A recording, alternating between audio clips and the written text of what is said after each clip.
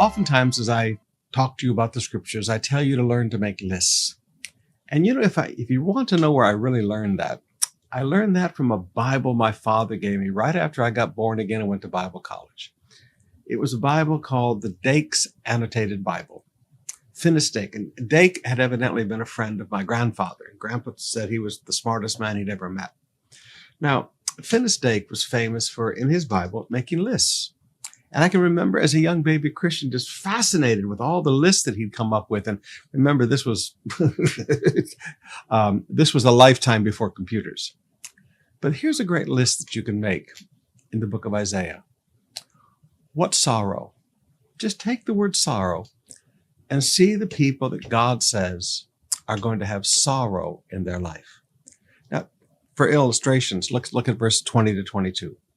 What sorrow for those who say that evil is good and good is evil and dark is light and light is dark and bitter is sweet and sweet is bitter. What sorrow for those who are wise in their own eyes and think themselves so clever. What sorrow for those who are heroes at drinking wine and boast about all the alcohol they can hold. Now notice, what sorrows? There are sorrows for people who change definitions. We'll talk about that one more in just a moment. There are sorrows for people who think that they are so clever and so wise. And there is nothing but sorrows for what I would call the life of the party, the heroes of the clubbing scene, the guys that can drink so much. What sorrows are ahead for those people? But I want to focus today on the one, what sorrows await for those who change definitions. For those who say that evil is good, they've changed the definition. Those that say that good is evil, they've changed the definition. They say that dark is light and light is dark, they've changed definitions. They say that bitter is sweet and sweet is bitter, they've changed the definitions. Now let me illustrate some of these changing definitions in the world today.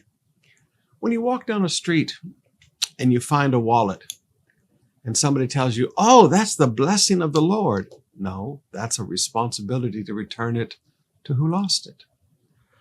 When taking a kickback, you change the concept of corruption, and it's no longer corruption, it's industry standards, industry practice. So it's all right to take a kickback because it's industry standard, it's industry practices. Okay, we've changed definitions.